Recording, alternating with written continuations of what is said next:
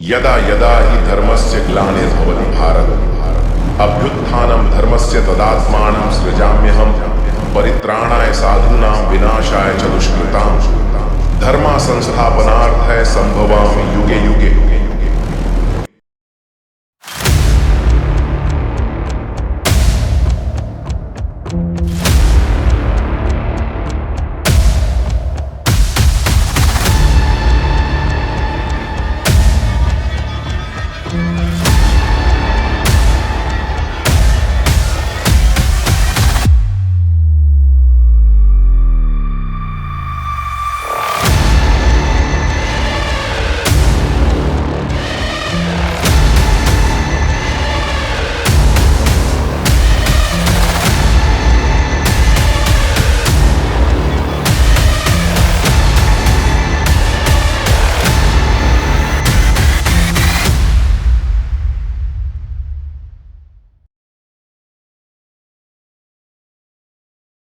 ये कहानी है एक ऐसे जन्म की जो स्वयं आकाशवाणी से जुड़ा था। चेदी देश के राजा के पुत्र शिशुपाल का जन्म एक विचित्र और रहस्यमयी घटना थी। उसके 4 हाथ थे और 3 आंखें। यह देख उसकी माता घबरा उठी। तभी हुई एक आकाशवाणी, जिस भी व्यक्ति की गोद में जाते ही इस बालक के सारे अंग सामान्य हो जाएंगे, वही इस बालक की मृत्यु का कारण बनेगा। यह रानी कोई और नहीं बल्कि श्री कृष्ण की बुआ थी।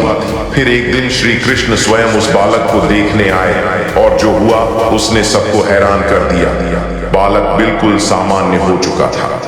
थी तो यह खुशी की बात, लेकिन इससे रानी के चेहरे का रंग बदल गया और उन्होंने आकाशवाणी की घटना श्री कृष्ण को बताई। यह बात सुनकर श्री कृष्ण गंभीर हो गए।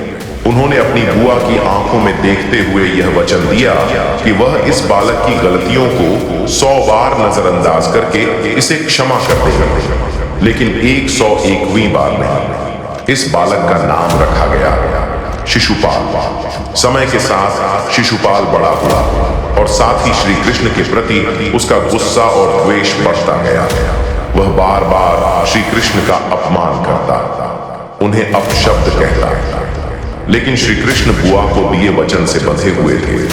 फिर वो दिन आया जब राजा युधिष्ठिर ने राजसूय यज्ञ का आयोजन किया और सबसे सम्माननीय व्यक्ति के रूप में श्री कृष्ण को चुना गया।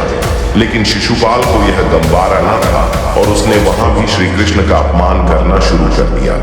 श्री कृष्ण शांत मन से शिशुपाल को माफ किए जा रहे थे और वह धीरे धीरे अपनी हदें पार किए जा रहा था और आखिरकार उसने अपनी 100वीं गलती कर दी। इतना सुनते ही शांत भाव से बैठे श्री कृष्ण के अंदर जैसे अग्नि दौड़ गए। वे गरजते हुए खड़े हुए और शिशुपाल को एक बार फिर चेतावनी दी, लेकिन शिशुपाल अपनी हदें पार किए जा रहा था और फिर श्री कृष्ण ने सुदर्शन चक्र चला दिया।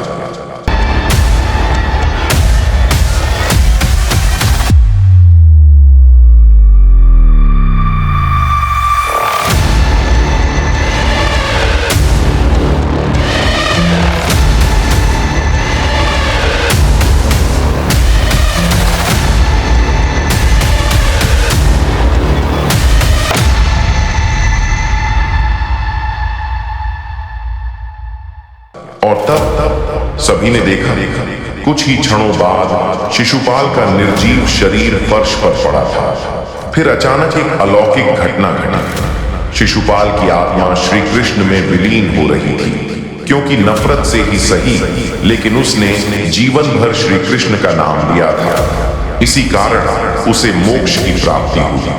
धर्म की रक्षा के लिए जब जब अधर्म बढ़ेगा, तब तब मैं अवतार डालूंगा।